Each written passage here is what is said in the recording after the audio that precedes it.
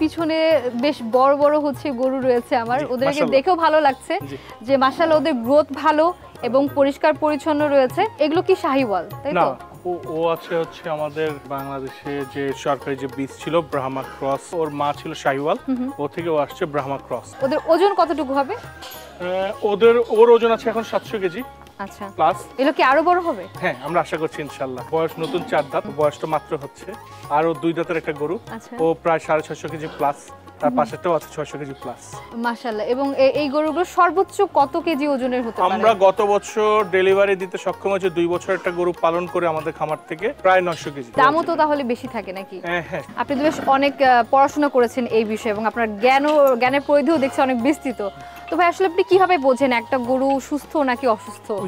অভিজ্ঞতার আলোকে আলহামদুলিল্লাহ আমাদের এইটা আয়ত্ত করতে সুবিধা হয়েছে। আমরা বিভিন্ন ট্রেনিংও করেছি, যুব উন্নয়ন অধিদপ্তর বলেন, প্রাণী সম্পদ অধিদপ্তর বলেন, সবখান থেকে আমরা ট্রেনিং করেছি আলহামদুলিল্লাহ। যেমন একটু আগে দেখছেন একটা গরুকে আমরা একটু ওষুধ খাওয়াচ্ছি, এই গরুটার কিন্তু নর্মাল গ্যাস হয়েছে। হ্যাঁ, ওর গ্যাসের জন্য আমরা যেমন গ্যাসের ওষুধ খাই, ওকেও কিন্তু একটা গ্যাসের ওষুধ দেওয়া হয়েছে, যে খাবারের থেকে একটু বেশি খাবার খেয়ে ফেলতে পারে বা তো গ্যাসের আক্রমণ করাটা, ওনাকে আমরা একটা নর্মাল পাউডার দিয়ে দিয়েছি। আলহামদুলিল্লাহ আশা করছি ইনশাআল্লাহ ঠিক হয়ে যাবে কিছুক্ষণের মধ্যে। ভাই আসলে আপনার এই গরুগুলো এত সুন্দর, মানে একটা ব্যাপার আছে না যে চোখের দেখাতেই ভালো লাগা, মানে আমি ওদেরকে একটু ধরে দেখতে চাই। চলেন। আচ্ছা, ওরা কি মানে দুষ্টু প্রকৃতি, মানে কি গুতাটুকু দিবে নাকি? ভয় লাগে যদিও। অনেক হাইটও তো অনেক ভাইয়া। হ্যাঁ, ও প্রায় 60 ইঞ্চি হাইট। গরুর মাপা হয় সবসময় পিছন দিকটা, ওইটা হয় ওর 60 ইঞ্চি হাইট আছে। আপনাদের এখানে তো ভুট্টিও আছে দেখছি। জি, ভুটানি গরু। এগুলো কেমন হয় আর কি? আল্লাহর রহমতে ওদের রোগ জীবাণুটা কম হয়। বড় ভুটানি জাতের গরু। এবং আমার এই গরু দুটো কিন্তু পেয়ার, ওটা মেল ওটা ফিমেল। আমি ব্রিডিং এর পারপাসে আনছি, কিন্তু কোনো খামারি চাই ওনাকেও দিতে পারবো।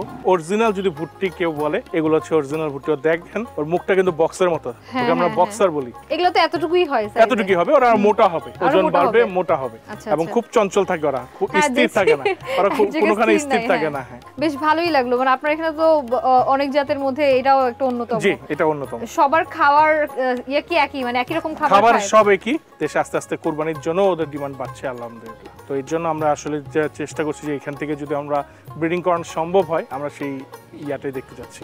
আচ্ছা, তো আপনি বলছিলেন যে প্রাকৃতিক খাবার দেন। প্রাকৃতিক খাবারের মধ্যে আসলে কি কি ইনক্লুডেড? আপু, প্রাকৃতিক খাবারের মধ্যে গম থাকে, ধানের কুড়া থাকে, সয়া মিল থাকে, ছোলার ভুসি থাকে, মসুরের ভুসি থাকে, ভুট্টা থাকবে, লবণ থাকবে, এগুলো দিয়ে আমরা তৈরি করে ফেলি। ঘাসের কথা বললেন, সাইলেজ, ওটা কি আপনারা আলাদা করে উৎপাদন করছেন নাকি কিনে? সাইলেজটাকে আমরা কিনে আনছি। আমরা একটা কোম্পানির সাথেই আছি 7-8 বছর। ওনারা যাতে সাইলেজের মানটা ভালো থাকে, আমাদের চাহিদা মোতাবেকই ওনারা সাইলেজটা ওইভাবে তৈরি করে। আর ঘাস আমরা কিছু লাগিয়েছি, নেপিয়ার আর ভুট্টা ঘাস, এই দুইটাকে আমরা সাইলেজের সাথে মিক্স করে তারপর আমরা আসলে গরুকে সরবরাহ করে থাকি। এছাড়াও আর কি কি রয়েছে আপনার? কি একই শেডের মধ্যে সবগুলো শাহিওয়াল বা? হ্যাঁ, শাহিওয়াল, সিন্ধি, ভুট্টি এগুলো সব একসাথেই থাকে। ওজন ওয়াইজ ওদেরকে ভাগ করা আছে, যে ওজন ওয়াইজ, যে বড় গরুর শেডে বড় গরু থাকে, মাঝারি শেডের গরু মাঝারি থাকে, ছোট গরুর শেডে ছোট গরু থাকে। এভাবে ওজন ওয়াইজ আসলে ওদেরকে ভাগ করা আছে, জাত অনুযায়ী কেউ ভাগ করা নেই। এবং একটা গরুর খামারে তো আসলে অনেক কাজ থাকে, আপনাদের স্টাফরা তো কাজ করছে এখানে। তো ওদের দৈনিক রুটিনটা কি? সকালে খাওয়া থেকে শুরু করে সবকিছু প্রপারলি? সকাল 7টার দিকে উঠতে হবে, বাসস্থান পরিষ্কার করতে হবে। আমার নাইটেও কাজ করে। নাইটে যিনি আছেন আমাদের এখানে সিকিউরিটি গার্ড, ওর নাইটের সিকিউরিটির সাথে সাথে গরুর যে গোবরগুলো আছে ঘর পরিষ্কার সেটাও করে ফেলে রাখে। সকালে যাদের শিফট আছে ওনারা উঠে শেড পরিষ্কার করবে, গরুর গায়ে হালকা করে ধোয়াবে, চারিগুলো পরিষ্কার করবে, যেখানে খাবারের স্থান ওটা যদি পরিষ্কার না থাকে আসলে খাবার দিয়ে ওটা লাভ হবে না, অনেক রকম ব্যাকটেরিয়া ভাইরাস ওখানে থাকতে পারে। সেজন্য ওইটাকে আমরা পরিষ্কার করে তারপর ওরা সকালবেলায় প্রথমে দানাদার যে খাবারটা বলি আমরা ভুসি, সেটা দিবে। সেটা দেওয়ার পর ওই খাবারটা শেষ হওয়ার পর তারপরে দিবে হচ্ছে সাইলেজ বা ঘাস, যে মিক্সড যেটা আছে এটা আমরা দিব। ওই খাবারটা শেষ হয়ে যাওয়ার পর ওর চারিতে পড়বে একদম ফ্রেশ পানি। এই পানিটা খাওয়া শেষে গরু রেস্টে চলে যাবে। আবার এই সেম জিনিসটাই দুপুর 3টা বা 4টা থেকে এই জিনিসটা আবার শুরু হবে, সন্ধ্যা পর্যন্ত থাকবে। সন্ধ্যার পরে ওই পানি দিয়ে ওরা ওইখানেই শেষ।